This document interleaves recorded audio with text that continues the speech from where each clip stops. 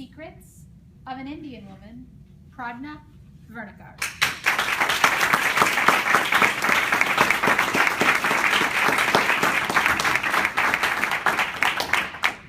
What is in a name, ponders Shakespeare. He probably should have asked this question to me, whose name has been brutally slandered, butchered, and converted into hilarious forms at all social gatherings. Pradnya is a Sanskrit word and it means wisdom. But I have known only few people in my life who can pronounce my name perfectly.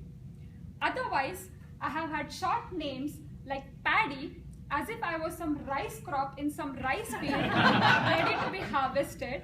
Then there was Prandy, which I am very sure was a name given to me when all of us had a little too much to drink. Then there was Prada, and it made me feel evil, like Meryl Streep from the movie Devil Wears Prada. So here comes my first secret. I am this close to strangling the next person who mispronounces my name. So beware. Seriously, how difficult is it to pronounce Pradnya? The battles with my name pronunciation were not enough that God decided to throw more problems at me as I was growing up. Everybody has problems. Some people struggle with exercise, some people struggle with smoking, and some people struggle with their mother-in-laws. But my problem has been graver. I have weighed only 99 pounds throughout my adulthood. I ate cheese, I ate butter, I ate cake, I ate ice cream, I ate meat, I ate eggs. I ate, and I ate. And yet, the scale on my weighing machine refused to budge beyond 99. I was so thin that my mother worried that no one is going to marry me. But little did she know that I had already chosen a perfectly thin guy for myself. I thought at least that would reduce my mother's tensions. But hey, you know mothers. She now worries that our kids are going to be thin. With all this background, I think you might have guessed what is my second secret. Yes, due to my super thin frame, I still buy clothes in the junior section.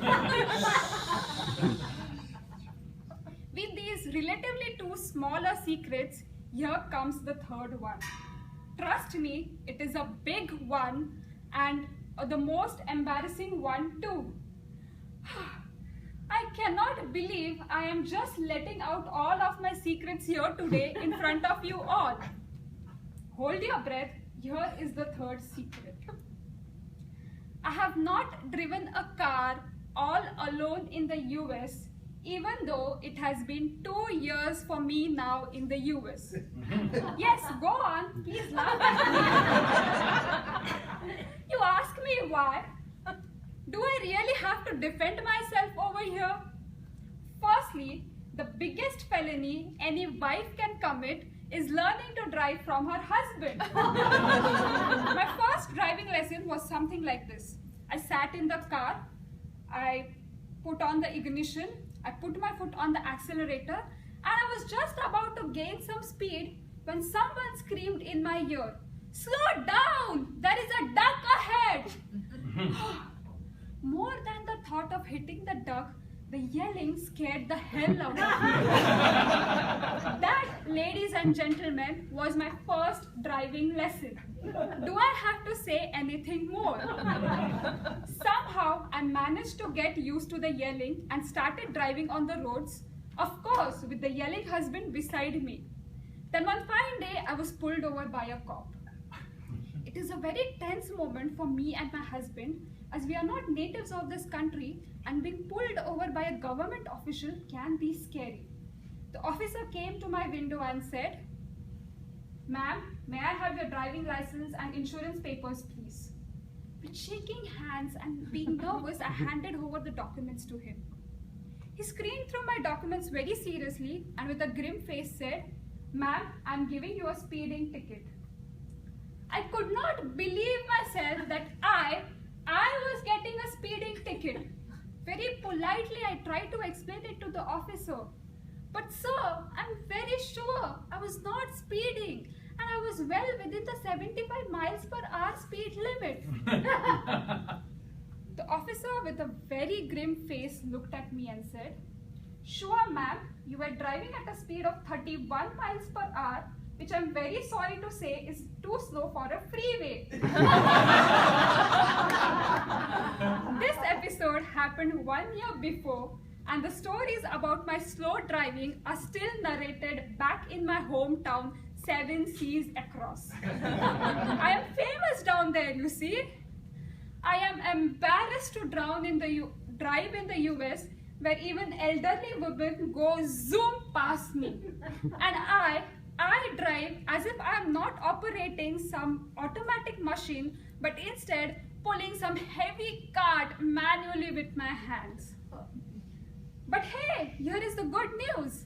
I think I have figured out how to get rid of my driving fear. I think I should just get rid of my yelling husband. Oops, did I just say get rid of my yelling husband? No, I meant I should get rid of the yelling of my husband. I hope you got the cue. As I end my secrets over here, here is a small request to all of you. Please do not honk if you are behind a car driven by an Indian lady. Please just change your lane and let the Indian lady be on her own. Because today you now know what all that Indian lady has gone through to be there on the road driving her own car. Madam Conductor.